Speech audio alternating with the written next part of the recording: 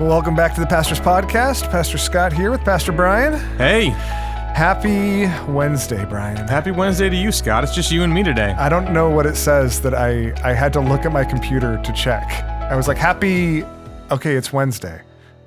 Yeah, I think that's just kind of a January thing. Dude, right? Yeah, I don't know. I mean, what is it? We're halfway through January and I feel like I'm still catching my breath from whatever happened last month. Do you still say Happy New Year to people? Do you say that at all to anyone? I did. I did, but I don't anymore. I think. What's your timeline on that? That's a good question. We're probably right about at it. I think within a week for me. Okay. I think it's like January 8th. I think it's you can't say Happy New Year anymore. I'm not gonna make a rule, but so when I opened our service on January 7th with Happy New Year, you cringed. You were right up on the edge, though. Hey, the first time you saw everyone in the new year. I had ended this previous service saying, see you next year. Okay. In a stroke of comedic genius that no one's ever thought of before. So you were well within your rights. So the picture of me saying Happy New Year and you cringing sticks in my head. So how often do I say something on a Sunday that you cringe? That's what I want to know, Brian. I don't think I'm a good cringe barometer. Well, I know. And we can let the listeners figure out which direction that is in. I think that's why I ask, because I think you cringe more than the average person, and low bar for cringe. That might be in the back of my head, and I'm not sure I've ever fully realized it before. I'm glad we're doing it with lots of listeners. That's right. Well, so I mean, I think it fits the the topic, because we are just taking a step back after our series. Okay, if it's three sermons, can we call it a series? We had this discussion, like Reggie, posited like there's a certain number of sermons required for it to qualify as a series. Mm-hmm. But if it's three things on the same topic, it's got to be called something, right? Mm. So series is. It would have been awkward to be like, all right, today we're beginning a triad on the Imago Dei. People are like, a what? Yeah, but well, we don't need to do this right now. But there is like two feels like not a series. Not a series. It's just like a sequel. Yeah. Yeah. The sermons have sequels. That's not a good road to go down. Okay. So we just wrapped up three weeks on the Imago Dei, and the Imago Dei the image of God has been a topic that we've revisited a few different times in January. Actually, traditionally, when we've taught about it, it's been in the month of January. How do you remember how long it's been since we've done it like last this? One? Yeah. I mean, the last one I think was 2017. Okay. I think. Something like that. So it has been a while. Yeah. So it's not like something we do regularly, but we have, probably at least a handful of times over the last 15 years done something on the image of God in January.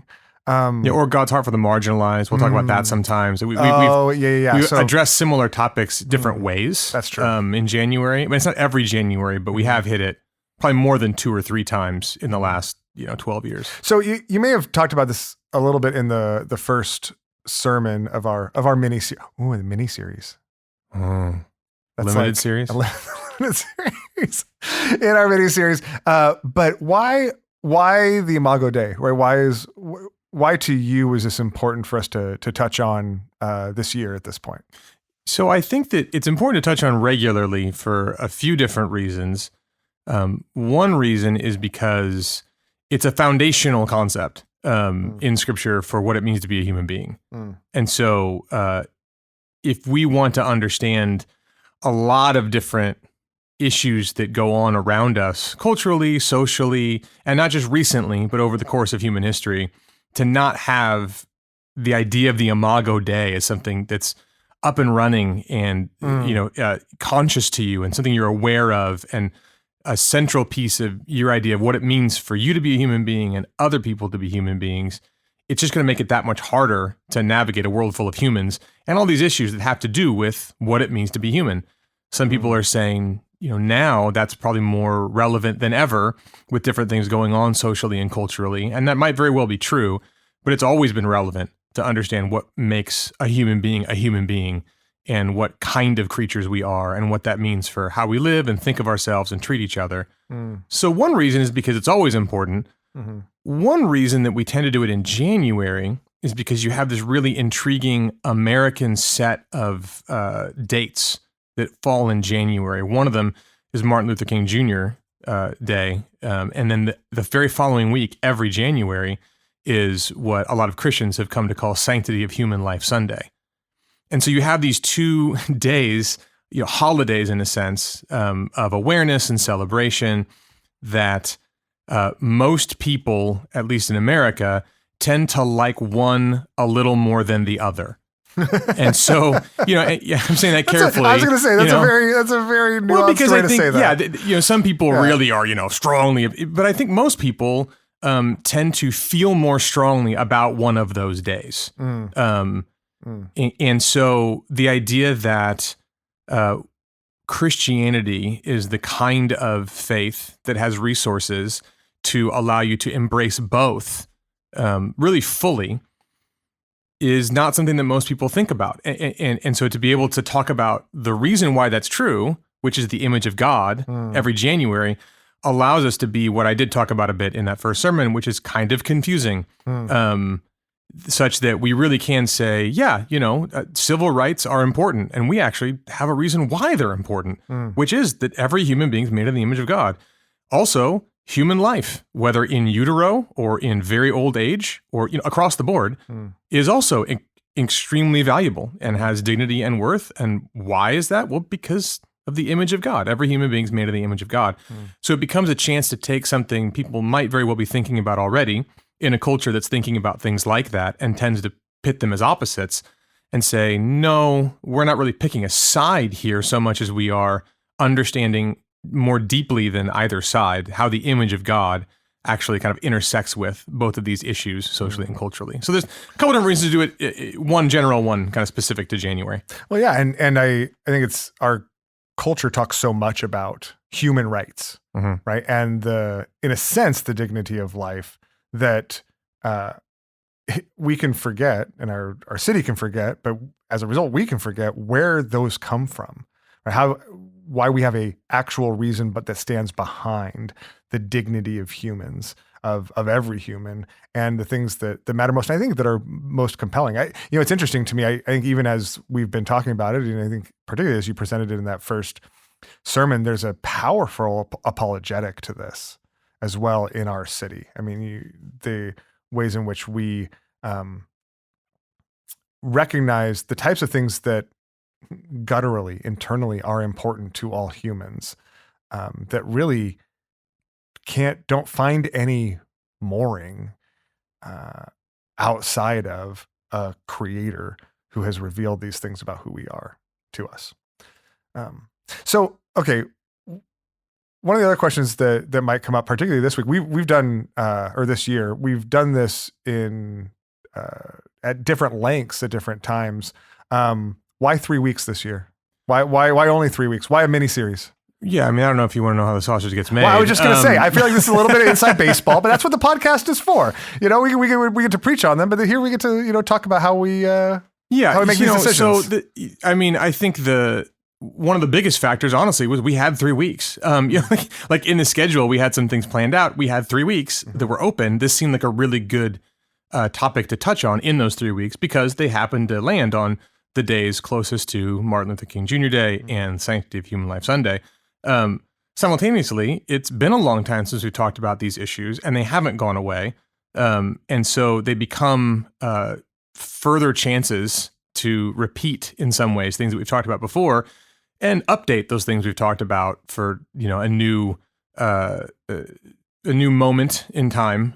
But simultaneously, a lot of new people. I think if you've been around Cornerstone for like 5 years or 7 years or maybe 10 years or more, it's hard to realize that most people, like the majority of the church, has never heard a series on the Imago Dei before. At least not from us. They heard it somewhere else. And so the idea that we do regularly need to be repeating things while simultaneously trying to deepen them and update them.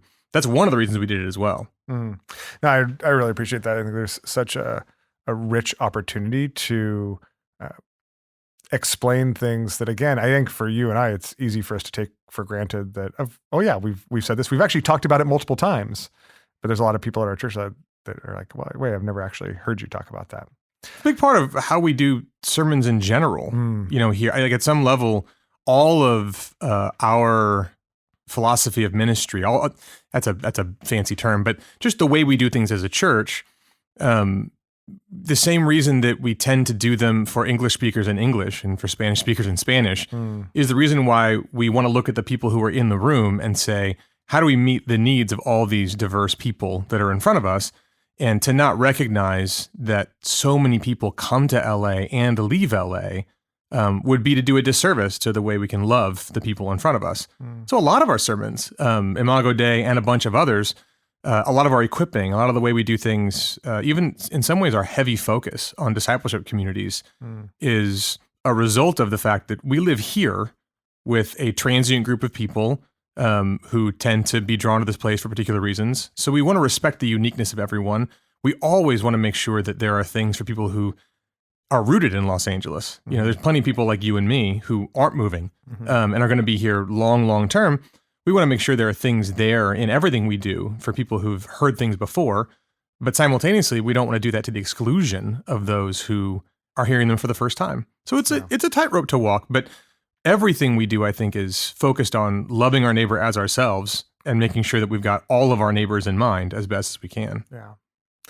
Okay, so thinking about us coming out of this 3-week series, we've addressed a couple of topics kind of in a pointed way, right? In a way that helps apply this to some of the specific tensions within our culture, within our city.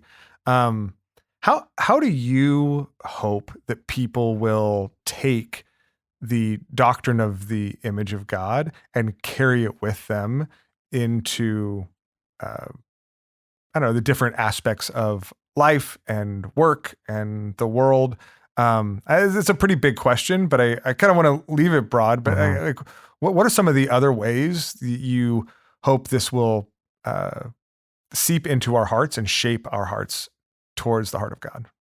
Yeah, so full disclosure, I don't know if 3 weeks was the right amount. I mean, you've listened to the podcast, it's fine. You can hear that. But, we don't bat 1,000 over here. Like, there's ways in which I do go, oh, okay, that like Matt's sermon and your sermon are both taking these like really large, broad topics as kind of a means of trying to say, okay, here's this foundational truth about how every human being is made in the image of God. How can we kind of apply that to significant issues around us without making it a incredibly topical sermon on like an issue? So that's why it's like dividing lines, and human life. How do we think about these things? And of course, you're going to have to focus on specific issues, and Matt did and you did. But the reason why I wanted to do it that way, and with all its pros and cons, is because I wanted to show myself and everyone how this foundational conception of the image of God gets applied. And so the idea is sort of like, here's a couple of ways we can see it applied in these broad arenas. So now you got a couple of examples. Now, what other examples can you find in which you can carry this out into the world? I think one general way Matt mentioned in his sermon, which is simply the conversation he had, with his daughter about like, how do you actually look around at all these people and really think of them as made in the image of God? You might actually end up loving your neighbor as yourself if you were to actually do that. And that's the kind of thing that whether you go to work, go to school, or driving around like Matt's example, that's one very general but concrete way to take this and apply it that will, I think, bear a lot of different fruit in unique configurations as you interact with those specific people in those specific places that you are going to that I might not be going to in different relationship contexts and all of that. But I also think there really are a lot of ideas in the world about what makes someone a human being. Like, what does it mean to be human? And a lot of those ideas, and this is something we didn't really have time for in the series, and I'm not sure exactly how it would have turned out if we tried to have time for it. But what it means to be a human being for a lot of people in our city, at least, if not our larger Western world, is I get to choose kind of my own destiny. I get to make myself. And there's all sorts of philosophers and sociologists we could talk about right now and all the specifics of how they've tried to think about this. But it's not just a Christian idea that that's happening. Everyone is kind of noticing, wow, human beings, like what it means to be human is to kind of free yourself from the constraints of your society and express what's inside of you as best as you determine it to be. And that's how you flourish as a human being. And to take the image of God really seriously is to find out that no, to be made in the image of God is to be given a purpose from outside of you, not inside of you. And that really changes so many things in terms of social issues that we face.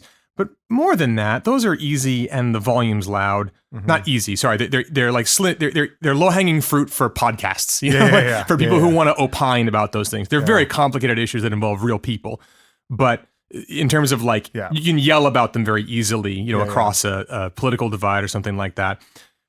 Much more personally, I think that's seeped in, whatever your opinions are on whatever social issue of the day you happen to be talking about, I think it's seeped into all of us in really, really deep ways, myself very much included, that me fulfilling a potential I determine about myself is how I will find goodness and trueness in my life. My happiness and what it means to really flourish as a human being is to determine my own destiny and to really like look inside for that and not let anyone else tell me what it is. And if I let someone else tell me what it is, I've sold out my birthright of what it means to be human. And if I'm made in the image of God, it means that someone else has put his stamp, not just on me, but in me, in a way that determines my purpose. And like a fish in water, my only freedom will be found, if that's true, like a fish can only swim in water, the only freedom that I will ever really find that can let me flourish is to live in correspondence with that purpose, like his purpose for me. And if that means imaging God, reflecting him, living like Christ in the world, all of a sudden, a lot of the Bible just comes to bear in terms of what it means to be human, not just what it is saying to me from the outside. So, you know, lose your life to save it. Take up your cross every day. Love your neighbor as yourself. You know, love God with heart, soul, mind, and strength. Love, joy, peace, patience, kindness, gentleness, self-control. Those all become not just like these things God happens to say to me, but they become woven into my purpose, like why I was made and what I'm like as a human being as I'm being redeemed.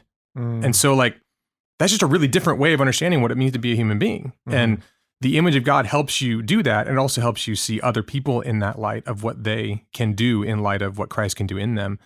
There's a lot of really fascinating ways that touches down personally, socially, culturally, and of course, in all these issues that you and Matt brought up that you didn't get to touch. You know, there's things like medical assistance in dying. There's so many ways, the ways we treat other human beings socially as kind of disposable sometimes. All of these things inform us socially, culturally, but also personally. Yeah, I mean, it's fascinating, right, that Jesus takes this ethic rooted in the Imago Dei, and really the New Testament does this in powerful ways, and says, wait, to hate someone is to murder them internally, right? Because they were created in the image of God, right? To speak against, to degrade, even with our words, is something powerful and not insignificant. And I think the way that we in our world tend to measure those things is, well, did it hurt them? How did it affect them? Right? But God says, no, there's a morality deeper than that. There's a morality bigger than that. And we need these foundational pieces, these foundational theological pieces to understand the universe and our world as God has created it. Well, hold on. Just think about that for a second, though. I find that fascinating. That like you think about our world right now that says, in the most part, like it's okay if it doesn't hurt someone, and the way we know it doesn't hurt someone is if they consent. And so, like, as long as they say it's okay for you to do it, it becomes okay. And that's you can see how bad that can get if you play that all the way out, just on a non-religious level entirely. Yeah. And you realize, no, the metric for how to treat other human beings is not what they consent to. It's not going against their consent, but it's not what they consent. That's such a low bar. But to look at them as made in the image of God, that you can be immoral and unethical towards another human being, even if they said it was fine. and that's not that doesn't make it okay. Yeah. Because if they don't understand their dignity and worth, well, you need to. Yeah. Yeah. It's interesting. It makes me think of two kids and, somebody doing something and you go to correct them. They're like, oh, no, it's okay. It's okay. It did, it's fine. And you're like, no, it's not okay. Yeah. Right. Like there's a standard beyond, you were willing to let them do that to you. Yeah. But again, where in the world does that come from? Mm-hmm. Right? How else could we possibly have that? So, okay. So there's a lot to talk about there. I mean, I hope that even just internally people explore and wrestle through the implications of this. Before we go, I want to take a step back, maybe talk a little bit more inside baseball, because we've talked about how we've been addressing the topic of the Imago Dei over the last 3 weeks, but I know you don't like it when we call that a topical sermon. Yes, that's correct. So how do you? I think this is a really helpful opportunity to talk about, and maybe just to shine a little bit of light on how we as pastors choose the things to preach on, and the different shapes that expositional preaching takes. Yeah. You already used a couple of 50-cent terms in our, you said inside baseball. I think that's probably right. Like the, expositional, topical, these are technical terms to some degree, that preachers use to describe different ways of, preaching a sermon or constructing a sermon, and the way that it's preached, as well as kind of the resources used, to preach it. And so you have kind of this world where topical sermons typically mean something like, I pick a topic and then I kind of find some verses from the Bible about that topic, so I can make the points I want to make about that topic. Now that's unfair to a lot of good topical preaching, but I think a lot of people, that's what they think about topical preaching. Yeah. I tend to prefer, and I think I took this from Tim Keller. He probably didn't originate it, but he talked about textual preaching, where the idea is I might have a topic in mind, but that topic arises from and is given voice by a particular text of Scripture, not just the handful of verses that happen to support the point I'm trying to make. And so, I think like Matt's example is that, where you didn't get to Ephesians 2 until the middle, but the idea was that the entire sermon revolved around the hostility that can be brought up, and in that verse is between Jews and Gentiles, and how going from kind of the greater to the lesser, if that spiritual ethnic hostility that existed kind of on every register between these two groups of people can be overcome by Christ, what dividing line can't be overcome by Christ? So it's taking that passage, getting to the inner logic of it and the truth that it is communicating, and then applying that to the lives of people. And so if you think of topical preaching as just kind of pastors saying what they want and trying to find some Bible verses that support it, I'm going to bristle a little at that, because that's not what people are saying. And then you kind of have expositional preaching, which we tend to major on. I mean, we just got out of, I don't think it's even been 3 months necessarily since we got out of 1 Corinthians for over a year, where you just go, verse by verse by verse through a whole book of the Bible and let that set the agenda. And so what we've been doing recently, and especially the Imago Dei series, is saying, okay, you are not necessarily going to get a synthetic understanding of the Imago Dei in any one book of the Bible. And yet it is a really important truth that the Bible teaches, because the Bible isn't just multiple books, it's one big book. So there are times we want to go, how do we elucidate or clarify some of those central truths across the whole Bible? And we're going to do short series or even longer series that allow us to bring all of what the Bible has to say to bear, but not because we're cherry picking, because we're trying to get to what the whole Bible has to say as best we can in any given the constraints we have. Yeah. It makes me think of the way that this used to be done, whether it was by the Puritans or by Spurgeon, is that he would have said, read Genesis 1:26 and 27 the first week, and then the second week, and then the third week. This is the third sermon on the same text, because this is where that text becomes a launching point. And really, this is what we've been doing in considering the Imago Dei, the image of God.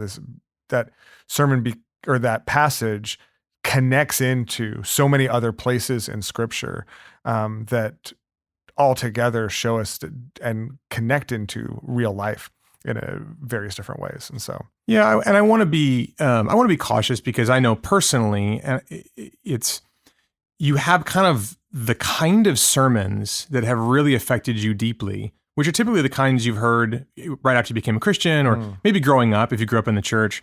The same way that I want to do that with music, where like sometimes someone just wants to hear that old song they sang the way it was originally played, not all messed with, no one's adding choruses, because it feels like home to them. And I get that. Like there are ways that maybe someone, just if they come on a Sunday and they don't hear someone go word by word, line by line through a text, there's like, man, that was just so powerful for me in a moment in my Christian life when I really needed it. It's hard for me not to hear things like that. Like I get that. And I'm really sympathetic to it. And I hope that we can have at Cornerstone a kind of steady and balanced diet of different kinds of sermons and exposition of text, because I think just as never going line by line through a text is really a problem. You don't let the Bible set the agenda for what you're thinking about and learning. You're only bringing your questions to the Bible and never letting it shape your questions and maybe give you different ones that you should be asking. Yeah. In the same way, to never say, what does the whole Bible say about X, Y, or Z? And in some ways, never to look at a text and say, underneath what this text is saying line by line, all those lines are pointing at a deep truth that maybe we should meditate on and spend some of our sermon time, maybe a lot of our sermon time, just taking out, unpacking the treasures inside of that meditation, that truth that all these verses are pointing at. That's also a way in which to let God pastor his people through the explaining and applying of his word. So like ideally there's a balanced diet here. And I get if sometimes people are like, I wish this Sunday was different or this series was different. I'm fine with that. Yeah. As long as we're all on board with trying to learn what we can from taking God's word really, really seriously in all the different ways it should be taken. Okay. So we've just had this 3-week dose of the Imago Dei and of this kind of sermon, this unique kind of sermon. What's next? After this, we've got a series called Knowing Jesus, and we're just going to go through the Gospel of John and take all of the instances where Jesus describes himself or kind of reveals himself through words. There's one action.